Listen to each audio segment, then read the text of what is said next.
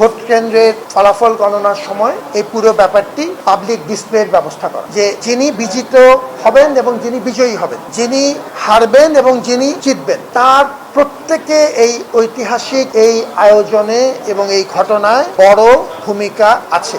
এবার আমরা তথ্যের প্রবাহ উন্মুক্ত করে দিয়েছি। আজকে দেখুন, আপনারা সবাই আমাদের সামনে আছেন, সাংবাদিকরা আমাদের পরীক্ষিত বন্ধু। এবারের নির্বাচনে তারা একটি গুরুত্বপূর্ণ ভূমিকা পালন করবেন। স্বচ্ছতা এবং তথ্যের অবাধ প্রবাহ থাকলে লুকাচুরির সম্ভাবনা, অনিয়মের সম্ভাবনা এমনিতেই কমে যায়। সবকিছু আপনাদের চোখের সামনে হবে, ক্যামেরা থেকে লুকানোর কোনো সুযোগ থাকবে না। এবার বেশ কিছু জিনিস আমরা প্রথমবারের মতো করছি। আমি সাধারণত খুব এই ঐতিহাসিক কিংবা এই ধরনের ভারী কথা বলতে চাই না, আগাড়ম্বরও পছন্দ করি না, খুব বিনীতভাবে এই কথাগুলি বলছি। প্রথমবারের মতো আমাদের 40,000 শিক্ষার্থী, ভোটার এবং প্রার্থী মিলিয়ে 40,000। আমাদের 811টি বুথ। সাধারণত আমাদের বুথের সংখ্যা থাকে 200 থেকে 250-র মধ্যে। এবারে আমরা প্রাথমিকভাবে 500 হিসেব করেছিলাম। স্বাচ্ছন্দ্য বিবেচনা করে শিক্ষার্থীদের সবচাইতে বেশি সুবিধা দেওয়ার জন্য সেটিকে বাড়িয়ে 810টি উন্নীত করা হয়েছে। প্রথমবারের মতো আমরা হল থেকে বেরিয়ে এসে কেন্দ্রীয়ভাবে একটি সমন্বিত ব্যবস্থাপনার অধীনে 8টি কেন্দ্রে এই আয়োজনটি কেন্দ্রীয়ভাবে আমরা করছি, যাতে হল কেন্দ্রিক যে অনিয়মের অভিযোগগুলো থাকে সেটিও মোকাবেলা করা আর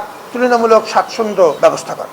আমরা আমাদের নির্বাচন কমিশনে সম্মানিত আমাদের যে রিটার্নিং অফিসার, চিফ রিটার্নিং অফিসারবৃন্দ আছেন, তাদের সম্পর্কে আপনারা সবাই জানেন যে কোনো রকম কোনো বড় অভিযোগ তাদের সম্পর্কে নেই। অত্যন্ত প্রথিতযশা, সবার কাছে গ্রহণযোগ্য কিছু মানুষকে এই দায়িত্ব আমরা দিয়েছি। প্রথমবারের মতো আরো কিছু বিষয় হয়েছে। নির্বাচন কমিশনের মাধ্যমেই আমরা অত্যন্ত শক্তিশালী এবং সাংস্কৃতিকভাবে অত্যন্ত আমরা গ্রহণযোগ্য এবং বৈচিত্র্যপূর্ণ বেশ কিছু আয়োজন হয়েছে, যেমন চমৎকার কিছু বিতর্কের প্রতিযোগিতা কেন্দ্রীয়ভাবেই করা হয়েছে এবং আমাদের সমস্ত প্রার্থীরা তাদের বিভিন্ন মতাদর্শ সত্ত্বেও একসাথে হয়েছে এবং এই বিতর্ক প্রতিযোগিতা আমি মনে করি যে অত্যন্ত উঁচু মানের হয়েছে এবং বৈচিত্র্যপূর্ণ হয়েছে।